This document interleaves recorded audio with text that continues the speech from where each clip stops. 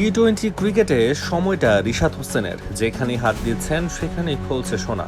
টি-20তে তাকে জাতীয় দলের সবচেয়ে গুরুত্বপূর্ণ ক্রিকেটার বললেও হয়তো ভুল হবে না। ফরচুন বরিশালকে বিপিএল এর শিরোপা জেতাতে বড় ভূমিকা রেখেছেন। লাহোর কালান্দার্সের হয়ে খেলা এই অলরাউন্ডার এখন পিএসএল এর সর্বোচ্চ উইকেট শিকারীও। গত 1 থেকে 1.5 বছর রিশাদের এই উত্থানের সময়ে তিনি আসলে কতটা ভালো করেছেন, পরিসংখ্যানই বা কি বলছে।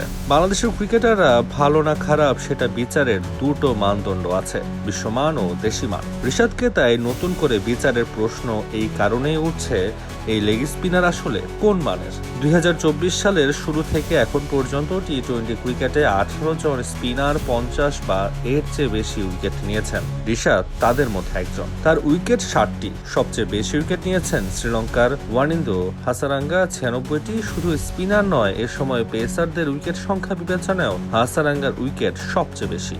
60 উইকেট নেওয়ার পথে রিশাদ ওভার প্রতি খরচ করেছেন 7.92 করে। কমপক্ষে 50 উইকেট নেওয়া স্পিনারদের মধ্যে রিশাদের চেয়ে বেশি ইকোনমি রেটে রান দিয়েছেন শুধু দক্ষিণ আফ্রিকার তাবরেজ শামসি ও ভারতের রবি বিষ্ণয়। হাসারাঙ্গা থেকে শুরু করে নূর আহমদ, রশিদ খানরা সবাই রিশাদের চেয়ে ওভার প্রতি কম রান খরচ করেছেন। রিশাদ অবশ্য একটি জায়গায় অনেকের চেয়ে এগিয়ে, সেটি ব্যাটিংয়ে। এই 18 জন স্পিনারের মধ্যে 6 জন রিশাদের চেয়ে বেশি রান করেছেন। মাত্র 4 জন বেশি ছক্কা মেরেছেন, আর শুধু 2 জন রশিদ খান ও সুনীল নারিন তার চেয়ে দ্রুত গতিতে রান তুলেছেন। রিশাদ এর সময় রান করেছেন প্রায় 150 স্ট্রাইক রেটে। টি-20তে জাতীয় দলেও ব্যাটসম্যান হিসেবে রিশাদের বাড়তি কদর আছে। রিশাদ মাত্র 4 জন বাংলাদেশি ক্রিকেটারের একজন যিনি 150 বা তার বেশি রান 130-এর বেশি স্ট্রাইক রেটে করেছেন। ব্যাট হাতে কি পারেন সেটি তো শ্রীলঙ্কা গত বছর দেখে গেছে।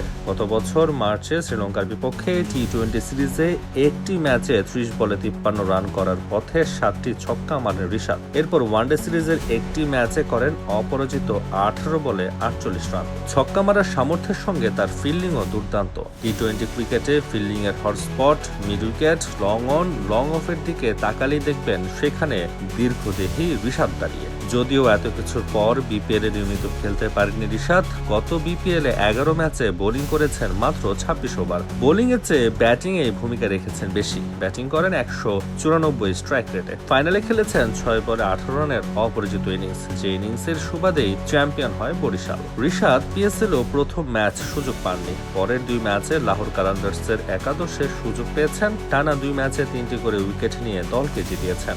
যখনই সুযোগ পান রিশাদ সাহস নিয়ে খেলেন। সাহসী হলে ঝুঁকিও থাকে। রান বিলাতে পারেন, প্রথম বলে বোল্ডও হতে পারেন। তাহলে রিশাদের সেরাটা পেতে কি প্রয়োজন? দল ও টিম ম্যানেজমেন্টকেও সাহসী হতে হবে।